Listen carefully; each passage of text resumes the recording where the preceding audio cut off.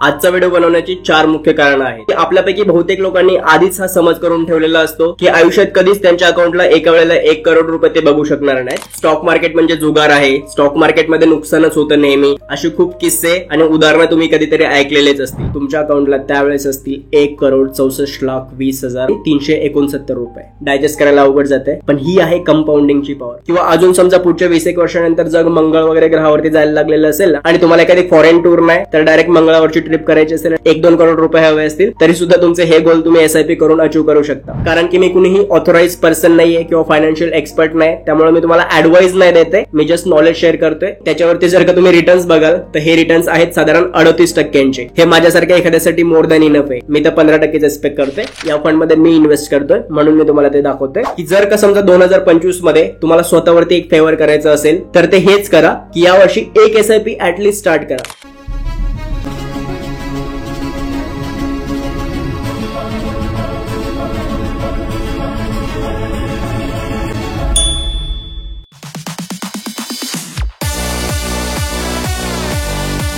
मित्रांनो, आजचा व्हिडिओ बनवण्याची 4 मुख्य कारण आहेत. नंबर 1, एक तर तुमच्याकडे इन्व्हेस्टमेंट करण्यासाठी जास्त पैसे नाहीत, कारण तुम्ही एका लिमिटेड सॅलरीवरती काम करताय आणि एक्सपेन्सेस पण तुमचे तेवढेच आहेत, त्यामुळे तुम्ही जास्त पैसे एका वेळेस गुंतवू शकत नाही. नंबर 2, तुमच्याकडे स्टॉक मार्केटचं नॉलेज पण नाहीये, नाहीतर की तुमच्याकडे इतका वेळ आहे की ते नॉलेज डेव्हलप करून मग तुम्ही स्टॉक मार्केटमध्ये इन्व्हेस्ट करायला स्टार्ट करू शकाल. नंबर 3, कंपाऊंडिंगची पॉवर तुम्हाला समजावून सांगणं. म्हणजे बघा, जर का मी तुम्हाला असं सांगितलं की 1 करोड रुपये मला कमवायचे, तर 1 करोड हा आकडाच आपल्याला इतका मोठा वाटतो की आपल्यापैकी बहुतेक लोकांनी आधीच हा समज करून ठेवलेला असतो की आयुष्यात कधीच त्यांच्या अकाउंटला एका वेळेला 1 करोड रुपये ते बघू शकणार नाहीत. पण जर का मी तुम्हाला सांगितलं की फक्त 5,000 रुपये जरी तुम्ही दर महिन्याला इन्व्हेस्ट करायला रेग्युलरली स्टार्ट केलेत आणि over the long period long term विजनने जर का इन्व्हेस्ट करायला स्टार्ट केलेत, तर तुम्ही रिटायर होण्याच्या आधी तुमच्या अकाउंटला 1 करोड रुपयांपेक्षा जास्त पैसे असतील. तर बरीचशी लोक म्हणतील की का मस्करी करतोय, वेडा आहेस का? पण मी हे वेडा आहे म्हणून नाही बोलते, ही रिअल गोष्ट आहे. ही गोष्ट होऊ शकते आणि ते कसं हे मी तुम्हाला कॅल्क्युलेट करून पण याच व्हिडिओमध्ये दाखवणार आहे. आणि तरी सुद्धा मला माहिती आहे की खूप लोकांच्या अकाउंटला 1 करोड रुपये कधीच नसणार आहेत, कारण की त्यांच्याकडे ती डिसिप्लिनच नसणार आहे की ते खूप लॉंग टर्म पिरियड साठी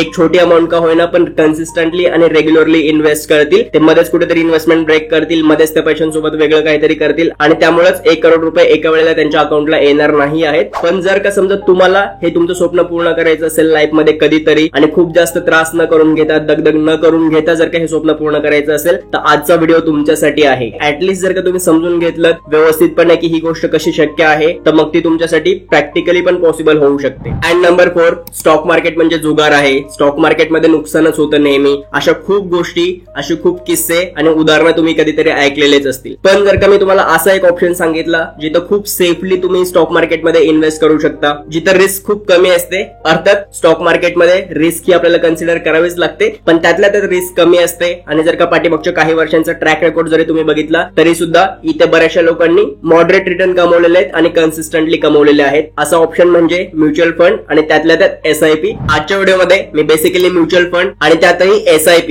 ज्याला आपण सिस्टमॅटिक इन्व्हेस्टमेंट प्लॅन म्हणतो, त्याच्याविषयी डिटेलमध्ये बोलणार आहे. कुणी SIP केला पाहिजे, कशा पद्धतीने केला पाहिजे, कुठल्या ऍप मधून करायचं आहे आणि डिरेक्टली त्या ऍप वरती मी तुम्हाला ही प्रोसिजर सुद्धा समजावून सांगणार आहे की एक फंड चूज कसा करायचा आहे आणि त्यामध्ये इन्व्हेस्ट करायला स्टार्ट कसं करायचंय. आणि अजून एक सरप्राईज गोष्ट असेल या व्हिडिओच्या शेवटी, ती म्हणजे मी कुठल्या म्युच्युअल फंड मध्ये इन्व्हेस्ट केलेला आहे, त्याचे रिटर्न्स काय आहेत, हे सर्व काही मी तुम्हाला लाईव्ह स्क्रीनवरती दाखवणार आहे. त्यामुळेच आजचा व्हिडिओ हा खूप इम्पॉर्टंट असणार आहे. तर चला आपण सुरुवात करूयात. सगळ्यात पहिली गोष्ट, जो 4था प्रश्न होता ना की स्टॉक मार्केटची भीती आणि सेफ एंट्री पॉइंट काय असू शकतो स्टॉक मार्केटमध्ये एंटर करण्यासाठी, त्यावरून आपण सुरुवात करूयात. तो सेफ ऑप्शन म्हणजेच म्युच्युअल फंड्स. म्युच्युअल फंड्स हा स्टॉक मार्केटमधला सगळ्यात सेफ ऑप्शन मानला जातो. त्याच्याविषयी डिटेल व्हिडिओ ऑलरेडी मी आपल्या युट्यूब चॅनलवरती बनवलेले आहेत 2 भागांमध्ये, की म्युच्युअल फंड म्हणजे नेमका काय असतो आणि तो काम कसा करतो, त्याची रचना कशी असते वगैरे वगैरे सगळं. जर का तुम्ही अजून बघितलेले नसतील तर ते व्हिडिओज पण बघा. आज मी तुम्हाला थोडक्यात म्युच्युअल फंडची कन्सेप्ट सांगतो, त्याचे जे मुख्य प्रकार आहेत ते सांगतो आणि मग डिरेक्टली आपण SIP वरती येणार आहे, जे तुम्ही प्रॅक्टिकली सुरुवात करू शकता आता लगेच. तर म्युच्युअल फंड म्हणजे नेमकं काय,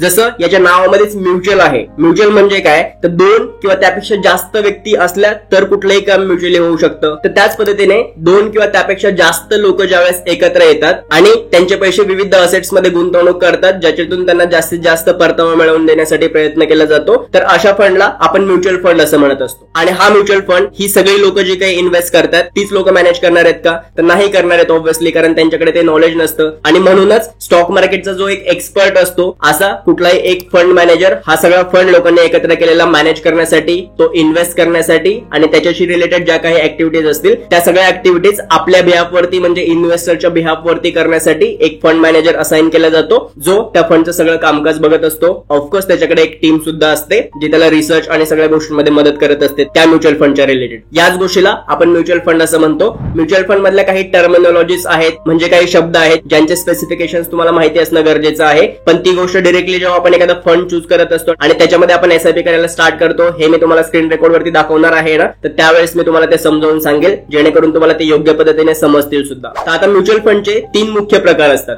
सगळ्यात पहिला इक्विटी म्युच्युअल फंड. इक्विटीवरनं समजतं आपल्याला की स्टॉक मार्केटमध्ये मेजॉरिटी ऑफ पैसे या फंड मधले इन्व्हेस्ट होणार आहेत. दुसरा प्रकार असतो डेब्ट म्युच्युअल फंड, जो की थोडासा सेफर असतो, जो बँकेच्या एफडी सारखंच काम करत असतो, म्हणजे सेफ असेट्स मध्ये, सिक्युअर असेट्स मध्ये इन्व्हेस्ट करतो. प्लस याच्यातून मिळणारे रिटर्न्स हे ऑलमोस्ट फिक्स असतात आणि तुलनेनं कमी असतात, म्हणजे 6 ते 8-10% आतमध्येच तुम्हाला कुठे डेब्ट म्युच्युअल फंड्स मध्ये रिटर्न्स मिळतील आणि तेवढंच आपण एक्सपेक्ट करू शकतो त्याच्याकडनं, कारण ते कन्सिस्टंट आणि फिक्स असतात. तिसरा प्रकार आहे म्युच्युअल फंडचा, तो म्हणजे hybrid mutual fund. Hybrid mutual fund मध्ये स्टॉक मार्केटमध्ये पण इन्व्हेस्टमेंट होते, डेब्ट्स आणि सिक्युरिटी वगैरे या असेट मध्ये पण इन्व्हेस्ट होते. हा एक बॅलन्स म्युच्युअल फंड असतो जो मॉडरेट रिटर्न देतो, अगदीच इक्विटी म्युच्युअल फंड इतके पण देत नाही आणि डेब्ट म्युच्युअल फंड इतके कमी पण देत नाही. आपण जे टॅक्स सेव्हिंग साठी वगैरे ELSS करतो, इक्विटी लिंक सेव्हिंग स्कीम, ज्याच्यामध्ये 1.5 लाख रुपयांपर्यंतची इन्व्हेस्टमेंट तुम्हाला टॅक्स फ्री मिळते, हे जे सगळे फंड्स आहेत हे या हायब्रिड फंड मध्येच इन्क्लूड होत असतात. ओके, हे 3 मुख्य प्रकार होते. पण आजच्या व्हिडिओमध्ये आपण इक्विटी म्युच्युअल फंड्स विषयीच बोलणार आहे, कारण आपण ऑब्व्हियसली स्टॉक मार्केट मधल्या इन्व्हेस्टमेंट विषयी बोलतोय जिथे आपल्याला ठीकठाक रिटर्न्स एक्सपेक्टेड आहेत. आता इक्विटी म्युच्युअल फंड्स मध्ये पण 3 मुख्य प्रकार येतात. सगळ्यात पहिलं लार्ज कॅप म्युच्युअल फंड्स, जे म्युच्युअल फंड्स पहिल्या टॉपच्या ज्या 100 कंपनीज आहेत स्टॉक मार्केट मधल्या 1 ते 100 या कंपनीज मध्ये इन्व्हेस्ट करतात, जिथं अगेन रिटर्न थोडेसे कमी असू शकतात पण सिक्युरिटी जास्त असते, रिस्क कमी असते. Number 2 mid cap mutual funds. Mid cap mutual funds मध्ये 101 ते 250 या रँक मधल्या ज्या कंपनीज असतात ना त्यांचा समावेश होतो. या फंड्स मध्ये इन्व्हेस्ट करताना लार्ज कॅप पेक्षा रिस्क थोडीशी जास्त असते आणि रिटर्न सुद्धा तुम्ही चांगले एक्सपेक्ट करू शकता. मे बी ते 15 ते 20% दरम्यान कुठेही मिळू शकतात तुम्हाला. आणि त्यानंतर येतो small cap mutual fund. Small cap मध्ये 251 पासून ते पुढच्या जेवढ्या सगळ्या कंपनीज आहेत ना स्टॉक मार्केट मधल्या त्या सर्व कंपन्यांचा समावेश होतो. या फंड्स मध्ये रिस्क कंपॅरेटिव्हली जास्त असते आणि रिटर्न सुद्धा तुम्ही जास्त एक्सपेक्ट करू शकता, कारण लहान लहान कंपनीज असतात, त्यांचं ग्रोथ पोटेन्शियल जास्त असतं. पण मग जर का समजा एखादी एमर्जन्सी आली, जसं की आर्थिक मंदी आली, कोरोना सारखी एखादी महामारी आली किंवा कुठल्याही गोष्टी ज्या मार्केटमध्ये होत असतात ना फायनान्शियल मार्केटमध्ये, त्यांचा इम्पॅक्ट सगळ्यात जास्त या स्मॉल कंपनीज वरती होत असतो आणि त्यामुळे इतर रिस्क फॅक्टर पण हाय असतो. म्हणून आपण जेव्हा कधी इन्व्हेस्ट करत असू ना त्यावेळेस आपला पोर्टफोलिओ डायव्हर्सिफाईड असला पाहिजे. आपण मल्टिपल असेट्स मध्ये आणि या सगळ्या फंड्स मध्ये बॅलन्स करून मग इन्व्हेस्ट करतो. त्याचं कारणच हे असतं की कुठेही जर का एका ठिकाणी नुकसान होत असेल तर दुसऱ्या ठिकाणी ते बॅलन्स झालं पाहिजे. तर हे 3 मुख्य प्रकार होते म्युच्युअल फंड्सचे. यानंतर जेव्हा तुम्ही इन्व्हेस्टमेंट करण्याच्या निर्णयावरती याल ना त्यावेळेस 2 पद्धतीने तुम्हाला इन्व्हेस्ट करता येतं. एक तर जसं आपले पॅरेंट्स करायच्या आधी एखादा स्टॉक ब्रोकर शोधा, त्याच्याकडे जा आणि त्याच्याकडून मग आपला डीमॅट अँड ट्रेडिंग अकाउंट वगैरे ओपन करा आणि त्याच्याच गायडन्स मधून त्याच्याकडूनच स्टॉक मार्केटमध्ये किंवा म्युच्युअल फंड्स मध्ये इन्व्हेस्ट करायला स्टार्ट करा, ज्याला आपण ग्रोथ म्युच्युअल फंड असं म्हणतो. ग्रोथ मध्ये हा जो एक्सटर्नल एजंट आहे तो पण इन्क्लूड असतो, त्याचे एक्सपेन्सेस पण आपल्या म्युच्युअल फंड्स मधूनच कट होत असतात, प्लस प्रॉफिट पण त्याला शेअर होतं ज्यावेळेस आपण त्या म्युच्युअल फंड मधून एक्झिट मारत असतो. आणि म्हणूनच ही गोष्ट बऱ्याचदा सजेस्ट केली जाते की ग्रोथ पेक्षा डायरेक्ट म्युच्युअल फंड्स मध्ये आपण इन्व्हेस्ट केलं पाहिजे. डायरेक्ट म्युच्युअल फंड्स मध्ये इन्व्हेस्ट करणं म्हणजे काय याच्यावरतीच आता आपलं पुढचं पूर्ण व्हिडिओ असणार आहे. तिथे एक्सपेन्स रेशो कमी असतो कारण कुठलाही थर्ड पार्टी एजंट त्याच्यामध्ये इन्क्लूड नसतो, त्याचे एक्सपेन्सेस तुम्हाला द्यायचे नाहीत. हा जो दुसरा मार्ग आहे डायरेक्ट म्युच्युअल फंड, हा आपल्या जनरेशनचा मार्ग आहे, कारण आपल्याकडे तसे बरेचसे सोर्सेस उपलब्ध आहेत, ऑप्शन्स उपलब्ध आहेत जिथून आपण डायरेक्टली कुठल्याही एजंटच्या इंटरफेरन्स विना स्टॉक मार्केटमध्ये इन्व्हेस्ट करू शकतो. बरेचसे ऍप्स आहेत जसे की झिरोदा आहे, अपस्टॉक्स आहे, ग्रो आहे किंवा असे मल्टिपल IND मनी वगैरे असे मल्टिपल ऍप्स आहेत. तिथून आपण डायरेक्टली जातो, आपलं डीमॅट अकाउंट ओपन करतो आणि तिथून इन्व्हेस्ट करायला डायरेक्टली स्टार्ट करतो. याच गोष्टीला आपण डायरेक्टली स्टॉक मार्केटमध्ये इन्व्हेस्ट करणं आणि डायरेक्ट फंड परचेस करणं असं म्हणतो. आता म्युच्युअल फंड मध्ये जेव्हा तुम्ही इन्व्हेस्ट करताय त्यावेळेस आयदर एक लमसम अमाऊंट इन्व्हेस्ट करू शकता. समजा तुमच्याकडे 50,000 रुपये आहेत, 1 लाख रुपये आहेत, 2 लाख रुपये आहेत, व्हॉटएव्हर एक लमसम अमाऊंट आहे ती तुम्ही म्युच्युअल फंड्स मध्ये इन्व्हेस्ट करणार आहात. एकतर तुम्ही ते करू शकता किंवा दुसरा मार्ग आहे एक मंथली सिस्टमॅटिक पद्धतीने तुम्ही म्युच्युअल फंड मध्ये इन्व्हेस्ट करणार, कारण की तुमच्याकडे लमसम मध्ये एकाच वेळेस इन्व्हेस्ट करण्यासाठी एवढी मोठी अमाऊंट नाहीये. त्यापेक्षा जास्त कन्व्हिनियंट गोष्ट आपल्यासाठी कॅपॅसिटी कुठली आहे, तर दर महिन्याला 1,000 रुपये, 2,000 रुपये, 5,000 रुपये, वॉट एव्हर जी काही आपली कॅपॅसिटी असेल त्या कॅपॅसिटीमध्ये आपण जर का स्टॉक मार्केटमध्ये इन्व्हेस्ट करू शकलो, रेग्युलरली, कन्सिस्टंटली दर महिन्याला जर का आपण म्युच्युअल फंड्स मध्ये टाकू शकलो आणि त्याच्यावरती जर का आपल्याला चांगले मॉडरेट कन्सिस्टंट रिटर्न मिळणार असतील तर ती गोष्ट आपल्यासाठी जास्त फायद्याची असू शकते, बरोबर आहे. आणि ह्यालाच SIP असं म्हणतात, सिस्टमॅटिक इन्व्हेस्टमेंट प्लॅन. मराठीमध्ये जर का आपल्याला SIP ची डेफिनेशन हवी असेल तर ती अशी होऊ शकते, एक ठराविक रक्कम एका ठराविक कालावधीमध्ये आपण शिस्तबद्ध पद्धतीने गुंतवणूक करत राहतो, याच गोष्टीला आपण SIP म्हणतो. जो तुमचा एंट्री पॉइंट असला पाहिजे स्टॉक मार्केटमध्ये, जिथे तुम्हाला निगेटिव्ह एक्सपिरियन्स येईल मार्केटचा, ह्याची पॉसिबिलिटी खूप कमी असणार आहे. कुठल्याही हाय रिस्क असेट्स मध्ये इन्व्हेस्ट करण्यापेक्षा, जसं की फ्युचर अँड ऑप्शन्स किंवा डायरेक्ट इंट्राडे ट्रेडिंग वगैरे या सगळ्या गोष्टी करण्यापेक्षा जर का तुम्ही SIP पासून, म्युच्युअल फंड पासून स्टार्ट केलं तर तुमच्यासाठी ही सगळ्यात इम्पॉर्टंट गोष्ट असू शकते स्टॉक मार्केट मधली. तुमची सॅलरी झाल्यानंतर सगळ्यात पहिली गोष्ट ही तुमचा SIP झाला पाहिजे किंवा म्युच्युअल फंड मध्ये इन्व्हेस्टमेंट झाली पाहिजे. आणि इतकं झालं की मग तुमची रिस्पॉन्सिबिलिटी संपते. फक्त तुमचे पैसे एका स्पेसिफिक तारखेला ते म्युच्युअल फंड मध्ये SIP झाला की त्याच्यानंतर तुमच्या बिहाफवरती त्या सर्व ऍक्टिव्हिटीज तुमचा फंड मॅनेजर करेल. तुम्हाला ऍक्टिव्हली त्या फंड वरती वॉच ठेवण्याची गरज नाहीये. कुठल्या स्टॉक्स मध्ये इन्व्हेस्ट होत आहेत, कुठल्या कंपनीज मध्ये ते पैसे इन्व्हेस्ट होत आहेत, कधी कुठल्या कंपनीतून एक्झिट मारायची आहे किंवा किती अमाऊंट मध्ये इन्व्हेस्ट करायचंय, किती कंपनीज मध्ये इन्व्हेस्ट करायचंय, त्याचा रिसर्च अँड ऑल जेवढं काही त्याच्या बॅकग्राऊंड मध्ये गोष्टी रन होत असतील ना, त्याच्यामध्ये तुमच्या ऍक्टिव्ह पार्टिसिपेशनची काहीच गरज नाहीये. ना तुम्हाला इंटरफेअर करायचंय, ना तुम्हाला त्याच्यावरती डिरेक्टली लक्ष ठेवायचंय. तुम्ही महिना, 2 महिने, 3 महिन्यातनं वगैरे जरी रिटर्न ट्रॅक करत राहिलात तरी तुम्हाला त्या ऍप मध्ये सगळ्या काही गोष्टी दिसत राहतील आणि तुमचा फंड मॅनेजर तुमच्या बिहाफवरती या सगळ्या ऍक्टिव्हिटीज करत असेल. तुम्हाला स्पेशल नॉलेज असण्याची पण गरज नाही, ना तुम्हाला स्वतःचा वेळ देण्याची गरज आहे. इतकी कन्व्हिनियंट गोष्ट आहे. म्हणजे हे बँक FD केल्यासारखंच आहे, फक्त FD मध्ये रिटर्न कमी मिळतात आणि इथे तुम्ही रिअल रिटर्न कमवू शकता. रिअल रिटर्न म्हणजे काय, तर बघा बँक FD मध्ये आपल्याला साधारणतः किती इंटरेस्ट मिळतो, 5 ते 6% आणि आपलं इन्फ्लेशन काय रेटनं ग्रो होतं, तर ते सुद्धा 5 ते 6%नेच ग्रो होतोय. आजकाल तर त्याच्यापेक्षा जास्त रेटने ग्रो व्हायला लागलेलं आहे इन्फ्लेशन. त्यामुळे हे 6% जे रिटर्न आहेत ना, हा स्पॉट असा आहे की इथं तुम्ही काहीच कमवत नाही आहात, उलट इन्फ्लेशनला पण बीट नाही करत आहे. पण जर का म्युच्युअल फंड मध्ये तुम्ही 12 ते 15% रिटर्न मिळवले तर याचा अर्थ असा आहे की तुमच्या पैशाने इन्फ्लेशनला बीट करून त्याच्या पुढे जेवढे काही रिटर्न्स कमवलेत ना, तेच तुमचे रिअल रिटर्न्स आहेत. जे पुढचे आता समजा 15% रिटर्न मिळाले, 6%चं इन्फ्लेशन झालं तर नंतरचे जे 9% रिटर्न्स आहेत ते तुमच्या पॉकेटमध्ये येणार आहेत डायरेक्टली. याला आपण रिअल रिटर्न असं म्हणू शकतो आणि यासाठी स्टॉक मार्केटमध्ये इन्व्हेस्ट करणं गरजेची गोष्ट आहे. पुढचा महत्वाचा प्रश्न, SIP मध्ये इन्व्हेस्टमेंट कुणी केली पाहिजे. आता या प्रश्नाचं उत्तर मी तर असं देईन की प्रत्येकानेच केली पाहिजे, सर्वच लोकांनी केली पाहिजे, पण सगळ्यांनीच SIP केला पाहिजे ही एक खूप ब्रॉड कन्सेप्ट होते किंवा जनरल टर्म होते. थोडंसं जर स्पेसिफिक सांगायचं असेल तर या 5 कारणांपैकी एक पेक्षा जास्त कारण जर का तुमच्याकडे असेल ना, तर तुम्ही म्युच्युअल फंड मध्ये SIP हा स्टार्ट केला पाहिजे. कारण क्रमांक 1, तुमच्याकडे जर का एकाच वेळेस इन्व्हेस्ट करण्यासाठी जास्त पैसे नाहीत तर मग तुम्ही SIP केला पाहिजे. कारण तुम्ही इथं अगदी 100 रुपयांपासून आणि 500 रुपयांपासून सुद्धा मंथली SIP स्टार्ट करू शकता. एकाच वेळेस 5 लाख रुपये आणि 1 लाख रुपये असण्याची तुम्हाला गरज नाहीये. दुसरी गोष्ट, तुमच्याकडे जर का स्टॉक मार्केट विषयीचा अनुभव नाहीये, त्याचं खूप जास्त नॉलेज नाहीये, तरी सुद्धा तुम्ही SIP केला पाहिजे. कारण जसं मी तुम्हाला मगाशी सांगितलं तसं तुमचा फंड मॅनेजर तुमच्या बिहाफवरती सगळ्या गोष्टी करणार आहे. तिथं तुम्हाला स्पेसिफिक नॉलेजची गरजच नाहीये. तुम्ही फक्त पैसे इन्व्हेस्ट करताय आणि रिटर्न घेताय, इतकंच काय ते तुमचं काम आहे. बाकी सगळ्या गोष्टी एक एक्सपर्ट ऑलरेडी मॅनेज करतोय आणि ते सुद्धा खूप अफोर्डेबल प्राइस वरती, म्हणून तुम्ही SIP केला पाहिजे. नंबर 3, तुमचे फायनान्शियल गोल मोठे आहेत. तुम्हाला कधीतरी आयुष्यामध्ये 1 करोड रुपये किंवा त्याच्यापेक्षा जास्त मोठी अमाऊंट एकाच वेळेस तुमच्या अकाउंटला बघायची आहे आणि ते सुद्धा कुठलाही एक स्पेसिफिक बिझनेस करण्याची रिस्क न घेता किंवा खूप जास्त फायनान्शियल रिस्क न घेता. जर का तुम्हाला समजा लॉंग टर्म आणि कन्सिस्टंटली इन्व्हेस्ट करून एवढी मोठी अमाऊंट जनरेट करायची असेल, एवढी मोठी वेल्थ जनरेट करायची असेल पुढे जाऊन, तर मग तुम्ही SIP केला पाहिजे. आणि हे कसं प्रॅक्टिकली पॉसिबल आहे हे आता आपण याच्या पुढे बघणारच आहे. नंबर 4, समजा जर का तुमच्याकडे टाइम लिमिटेड आहे आणि तुम्ही ऍक्टिव्हली स्टॉक मार्केट एक्सप्लोर नाही करू शकत किंवा त्याचं नॉलेज घेण्यासाठी पण तुमच्याकडे वेळ नाहीये, कारण ऑलरेडी 9-10 तास जॉब मध्ये जातात, 1-2 तास फॅमिली सोबत जातात आणि मग उरलेल्या वेळेत कितीच काय करू शकणार ना आपण. जर काही तुमची सिच्युएशन असेल, तुमच्याकडे टाइम लिमिटेड असेल, तर मग तुम्ही डायरेक्टली SIP मध्ये इन्व्हेस्ट करू शकता, कारण तिथे तुम्हाला टाइम देण्याची गरजच नाहीये. अँड नंबर 5, जर का तुम्ही अजून एंटर करताय स्टॉक मार्केटमध्ये, नवीन आहात, तर मग SIP हा सगळ्यात बेस्ट ऑप्शन आहे तुमच्यासाठी. काय वाटतं? मला तर असं वाटायला लागलं की ही सगळी 5 कारणं मी मार्क करतोय, त्यामुळं मी सगळ्यात पहिला SIP केला पाहिजे, जे की आता मी ऑलरेडी बऱ्याच वेळेपासून करतोय. सो तुम्ही सुद्धा जीवर मी 5 कारणं सांगितली त्यापैकी कुठलंही कारण मार्क करत असाल तर मग तुम्ही SIP करायला स्टार्ट केला पाहिजे. SIP मध्ये इन्व्हेस्ट करायला स्टार्ट कसं करायचं, सुरुवात कशी करायची हे सांगण्याच्या आधी जे मी तुम्हाला सुरुवातीला प्रॉमिस केलं होतं की मी डायरेक्टली तुम्हाला रिटर्न्स कॅल्क्युलेट करून दाखवणार आहे की जर का आपण छोटी अमाऊंट, मे बी ती 2000 रुपयांची असू शकते किंवा 5000 रुपयांची असू शकते, इतकी जरी इन्व्हेस्टमेंट करायला स्टार्ट केली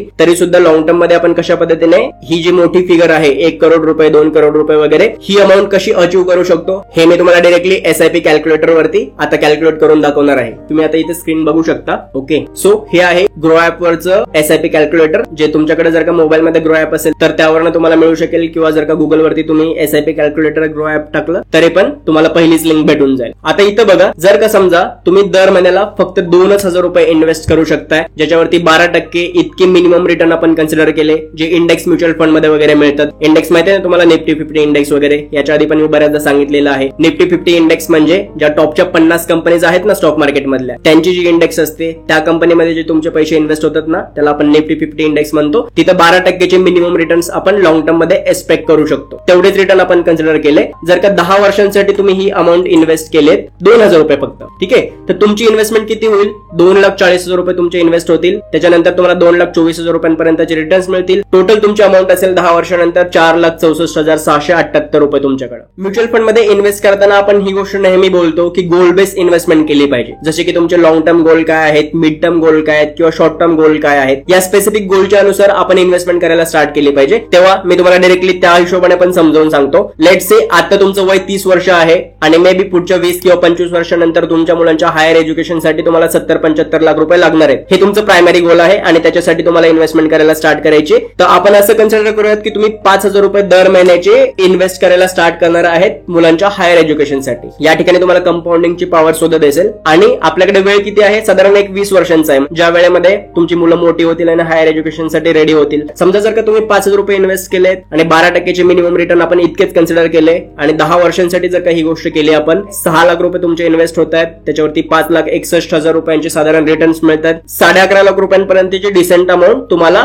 रिटर्न म्हणून मिळू शकते 10 वर्षांच्या नंतर. यामध्ये आता मी तुम्हाला एक मॅजिक दाखवतो. जर का समजा फक्त 12%च्या जागेत 15% रिटर्न तुम्हाला मिळाले, आपण असं कन्सिडर केलं, फक्त 3% रिटर्न जर का तुम्हाला जास्त मिळू शकले, तरी पण 10 वर्षानंतर तुमच्याकडे असतील साधारण 13,93,000 म्हणजे 14 लाख रुपयांच्या आसपासची अमाऊंट. हीच गोष्ट जर 10 वर्षांच्या ऐवजी समजा आपल्याकडे 20 वर्ष तर आहेतच ऑब्व्हियसली, मग 20 वर्षांसाठी जर का तुम्ही केली तर काय होईल बघा. इथं दिसेल तुम्हाला मॅजिक. 12 लाख रुपये तुमचे इन्व्हेस्ट झालेले आहेत 20 वर्षांमध्ये. दर महिन्याला फक्त 5,000 रुपये. आजही 5,000 रुपये करणार आहेत आणि पुढच्या 20 वर्ष फक्त 5,000 रुपये करणार आहेत. आणि 20 वर्षांसाठी जर का तुम्ही डिसिप्लिन मॅनर मध्ये एवढं जरी केलं तरी सुद्धा पुढच्या 20 वर्षांमध्ये तुमच्याकडे असतील साधारण 75 लाख रुपयांपेक्षा जास्तीची अमाऊंट, जे की तुमच्या मुलांच्या हायर एज्युकेशनसाठी, मे बी त्यांची मॅरेज वगैरे या सगळ्या गोष्टींसाठी युटिलाइज होऊ शकते. आणि तुमचं पहिलं गोल सक्सेसफुली इथं अचीव्ह झालेलं आहे. जरी का इन्फ्लेशनमुळे या 75 लाख रुपयांची व्हॅल्यू तेव्हा कमी असेल आणि ही काही छोटी अमाऊंट नाहीये, याच्यामध्ये तुमच्या मुलांचं एज्युकेशन वगैरे आरामात होऊ शकतं. सो तुमचं पहिलं गोल अकॉम्प्लिश झालं. समजा दुसरं गोल आहे तुमचं की तुम्ही ज्यावेळेस रिटायर होताय ना, तर रिटायर होण्याच्या आधी तुमच्या अकाउंटला ऍटलीस्ट 1 करोड रुपये मिनिमम हवे, जेणेकरून रिटायरमेंटच्या नंतरची तुमची पूर्ण लाईफ तुम्ही पीसफुली घालवू शकाल.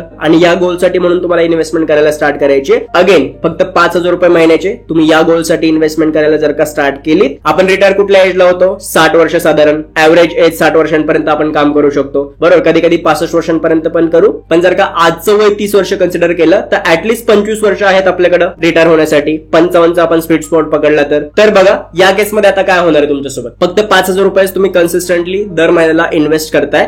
15%चे रिटर्न जर का आपण कन्सिडर केले आणि ह्या 20च्या जागेत फक्त 25 वर्षांसाठी, म्हणजे तुमच्या वयाच्या 55 वर्षापर्यंत जर का तुम्हाला ही इन्व्हेस्टमेंट करायची असेल, तर जस्ट सी द मॅजिक. तुम्हाला या ठिकाणी दिसेल तुमच्या अकाउंटला त्यावेळेस असतील 1,64,20,000 आणि 369 रुपये. डायजेस्ट करायला अवघड जाते, पण ही आहे कंपाऊंडिंगची पॉवर. जर का तुम्ही डिसिप्लिन वे मध्ये आणि शिस्तबद्ध पद्धतीने इतकी छोटीशी अमाऊंट 5,000 रुपयांची एवढी जरी केलेत आणि शिस्तबद्ध पद्धतीत केलेत, तरी पण रिटायर होण्याच्या आधी तुमच्याकडे 1.5 करोड रुपयांपेक्षा जास्तीची अमाऊंट असू शकते. आणि इन्व्हेस्टमेंट किती झाली डिरेक्टली आपली? फक्त 15 लाख रुपयांची इन्व्हेस्टमेंट झाली आणि ते पण इथून पुढची 25 वर्ष. ही आहे कंपाऊंडिंगची पॉवर. 15 लाख रुपयाची इन्व्हेस्टमेंट आहे, 1.5 करोड रुपयाचे तर नुसते रिटर्न्सच आहेत आणि 1,65,00,000 रुपयांपर्यंतची अमाऊंट तुमच्या अकाउंटला असू शकते, जेव्हा तुम्ही खूप हॅपीली रिटायरमेंटचा निर्णय घेऊ शकता. तुमच्यावरती काहीच प्रेशर नसेल पुढच्या लाईफचं. सो अशा पद्धतीने तुम्हाला गोल बेस इन्व्हेस्टमेंट करायला स्टार्ट करायचे आहे. मग ते गोल काहीही असू शकतं. तुम्हाला स्वतःचं घर घ्यायचंय, तुम्हाला तुमची रिटायरमेंट प्लॅन करायची, तुम्हाला तुमच्या मुलांचं एज्युकेशन प्लॅन करायचंय, किंवा अजून समजा पुढच्या 20 वर्षानंतर जग मंगळ वगैरे ग्रहावरती जायला लागलेलं असेल आणि तुम्हाला एखादी फॉरेन टूर नाही तर डायरेक्ट मंगळावरची ट्रिप करायची असेल आणि त्या गोलसाठी जरी तुम्हाला इन्व्हेस्टमेंट करायची असेल, 1-2 करोड रुपये हवे असतील,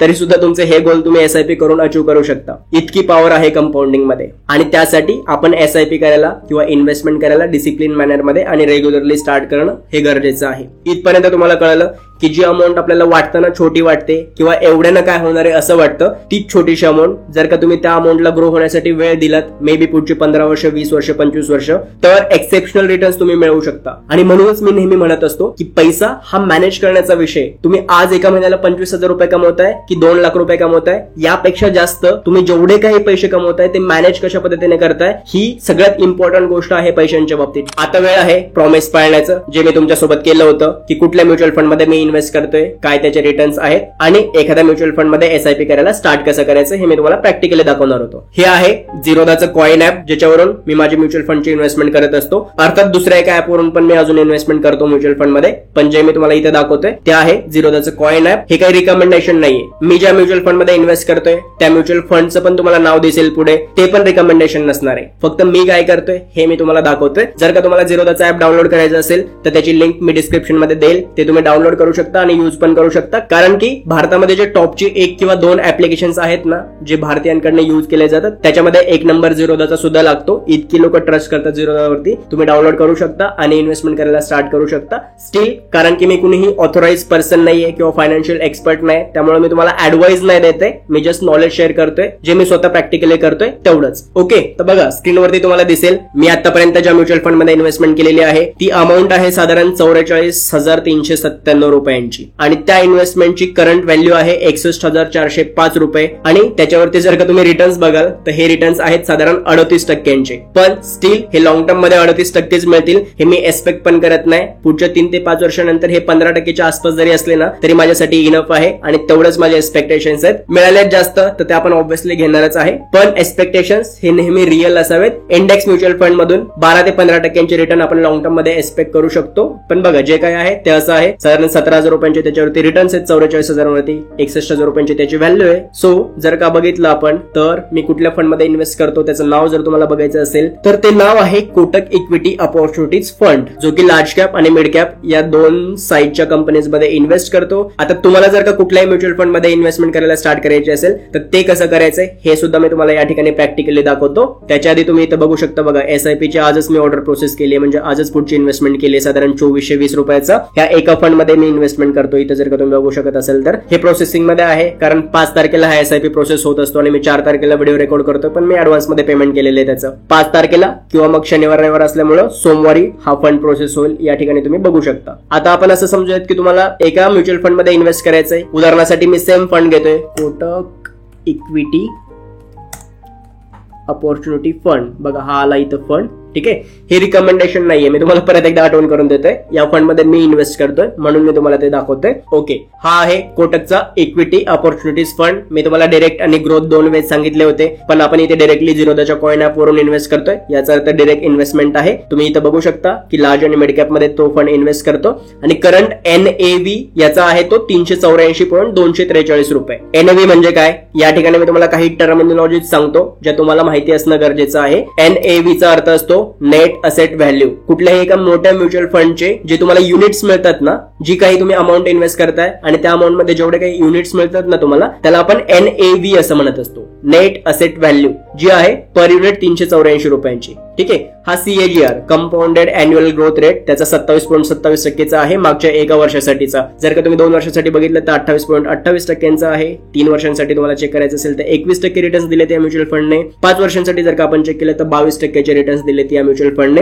हे माझ्यासारख्या एखाद्यासाठी मोर दॅन इनफ आहे. मी तर 15% एक्सपेक्ट करतोय, पण दिलेत तर चांगली गोष्ट आहे. लास्ट 1 इयर मध्ये 27.27% रिटर्न्स. ही आहे मिनिमम इन्व्हेस्टमेंट जी तुम्ही 100 रुपयांपासून करू शकता, आणि हे आहे AUM 25,648 करोड रुपयांचे. AUM म्हणजे काय तर असेट अंडर मॅनेजमेंट. याचा अर्थ किती अमाऊंट त्या म्युच्युअल फंड मध्ये लोकांनी आतापर्यंत इन्व्हेस्ट केले, तर ह्या म्युच्युअल फंड मध्ये 25,648.50 करोड म्हणजे 25,000 करोड रुपयांपेक्षा जास्त अमाऊंट लोकांनी इन्व्हेस्ट केलेली आहे. एवढा मोठा म्युच्युअल फंड आहे. ओके, या ठिकाणी आहे एक्झिट लोड. एक्झिट लोडचा अर्थ काय, ज्यावेळेस तुम्ही हा म्युच्युअल फंड घेतलेला असेल आणि तो एक्झिट करत असाल, म्हणजे तुमची इन्व्हेस्टमेंट काढून घेत असाल ना, त्यावेळेस तुमच्या प्रॉफिट मधले पर्सेंटेज काही त्या म्युच्युअल फंड सोबत शेअर करायला लागतात तुम्हाला, आणि ती 1% तक अमाऊंट जाऊ शकते. आयडियली एका वर्षाच्या आतमध्ये जर का तुम्ही त्या फंड मधून एक्झिट मारली तरच तुम्हाला एक्झिट मोड ऍप्लिकेबल असतो. एका वर्षाच्या नंतर एक्झिट मोड लागत नाही, पण ते डिपेंड करतं, जे की 1% आसपासची अमाऊंट असते, कधी कधी 1.5% वगैरे पण असते, डिपेंड ऑन फंड. या फंड साठी 1%च एक्झिट लोड आहे. जेवढा एक्झिट लोड कमी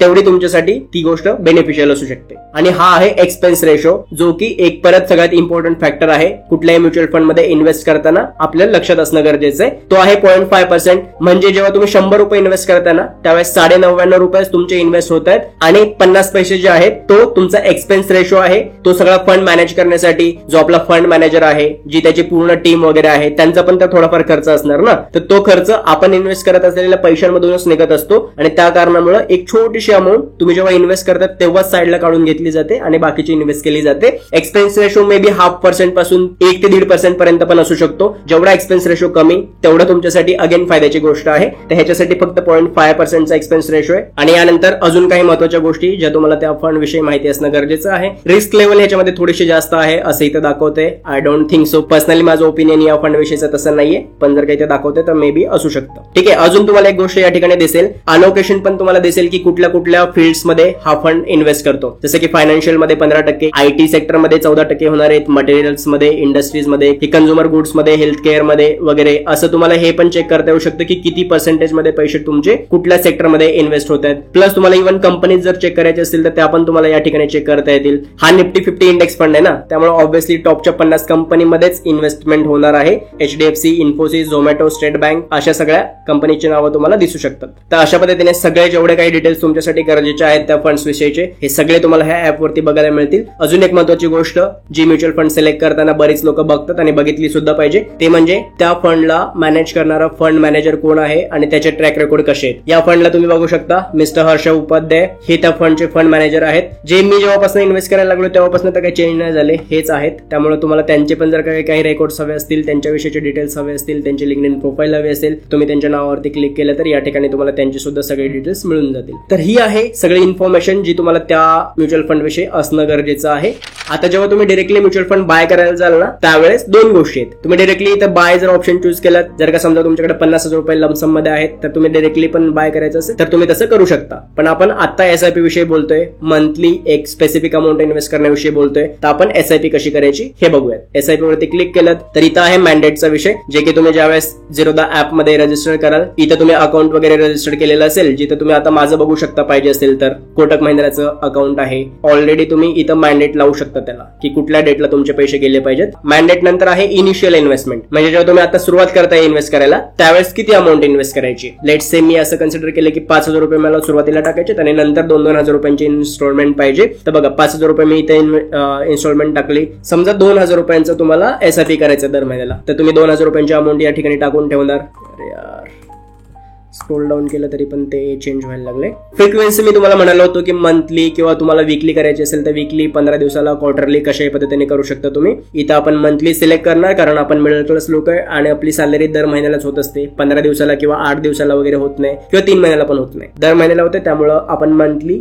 सिस्टमॅटिक पद्धतीने इन्व्हेस्ट करायला स्टार्ट करायचे. डेट या ठिकाणी तुम्ही चूज करू शकता की कुठल्या डेटला तुम्हाला SI मॅन्डेट लावायचं तुमच्या अकाउंटला. मी 5 तारखेला करतो कारण 1 तारखेपर्यंत माझी सॅलरी झालेली असते आणि पुढच्या 2-4 दिवसांमध्ये ती इन्व्हेस्टमेंट होऊन गेली पाहिजे. हा त्या पाठीमागचा पर्पज असतो. तुम्ही कितीही चूज करू शकता. जर का समजा तुमची सॅलरी 10 तारखेला होणार असेल तर तुम्ही 11 तारीख लावू शकता. 1 तारखेला होणार असेल तर तुम्ही 1 तारीख, 2 तारीख काही लावू शकता. लेट्स से आपण 5च ठेवूयात या ठिकाणी. स्टेप अप SIP म्हणून अजून एक कन्सेप्ट असते जिथं तुम्हाला दरवर्षी काही पर्सेंटेजने तुम्ही ते अमाऊंट वाढवू शकता. म्हणजे आता मी ही स्टेप अपच केलेली आहे. यावेळेस तुम्हाला जे 2,400 रुपयांचं समथिंग इन्व्हेस्टमेंट दिसत होती ना माझी, ती मी 2,000 रुपयांपासून स्टार्ट केली होती. 2,000 नंतर ती 2,200 रुपये झाली आणि 2,200च्या नंतर परत 10% वाढून आता ती 2,420 झाली. तर या अर्थाने 10% अमाऊंट दरवर्षी मी स्टेप अप मध्ये लावलेली आहे. तेवढी माझी इन्व्हेस्टमेंटची डेट वाढणार. ते तुमच्यावरती डिपेंड आहे स्टेप अप करायचं किंवा नाही. मी रिकमेंड करेन स्टेप अप केलेलं जास्त बेटर आहे, कारण की 10%ची जर का तुमची सॅलरी अप्रायझल किंवा इन्क्रीमेंट झालेली असेल तर 10%नी ऍटलीस्ट इन्व्हेस्टमेंट वाढल्या पाहिजे. डिपेंड करतो तुमच्यावरती. आणि या ठिकाणी जर का तुम्ही क्रिएट SIP वरती क्लिक केलं तर मग तुम्ही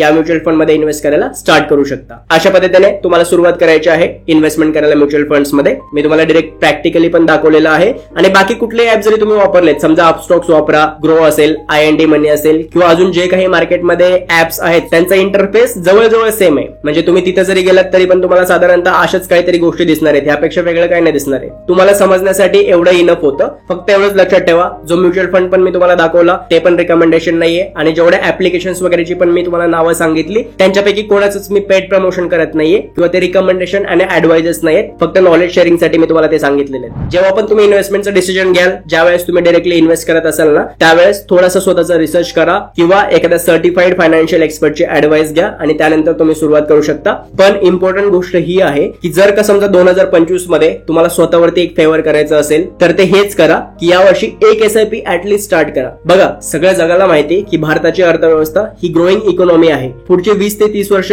हे फायनान्शियल मार्केट मधले भारताच्या आहेत. तुम्हाला जर का ह्या वाहत्या गंगेत हात धुवून घ्यायचा असेल ना, तर तुम्ही आतापासूनच इन्व्हेस्टमेंट करायला स्टार्ट केली पाहिजेत. एक सॅलरी तुम्हाला पैसे कमवून देऊ शकत नाही. तुमचं करोडपती होण्याचं स्वप्न असेल किंवा तुम्हाला चांगली वेल्थ जनरेट करायची असेल आयुष्यात, तर ते फक्त एका सिंगल जॉब वरून पॉसिबल नाहीये. तर ऍटलीस्ट इतक्या सेफ वे मध्ये आणि इतक्या व्यवस्थितपणे स्टॉक मार्केटमध्ये इन्व्हेस्ट करून तुमची बरीचशी स्वप्न तुम्ही पूर्ण करू शकता. सो आय होप तुम्ही यावर्षी इन्व्हेस्टमेंट करायला स्टार्ट कराल. तुमच्यासाठी सगळ्या काही गोष्टी ओपनली आणि खूप व्यवस्थितपणे शेअर करण्याचा मी प्रयत्न केलेला आहे. अजूनही जर का तुमचे काहीही प्रश्न असतील तर कमेंट बॉक्समध्ये मला नक्की विचारा. आणि जेव्हा तुम्ही एकदा SIP करायला स्टार्ट कराल ना, त्याच्यानंतर याच व्हिडिओवरती येऊन थँक्सची कमेंट टाकायला सुद्धा विसरू नका. अशाच इम्पॉर्टंट आणि युजफुल नॉलेजसाठी आपलं युट्यूब चॅनल नक्की सबस्क्राईब करा. आपण भेटूयात पुन्हा पुढच्या व्हिडिओमध्ये. तोपर्यंत आपली आणि आपल्या सगळ्या माणसांची काळजी घ्या. This is Suraj Thite signing of.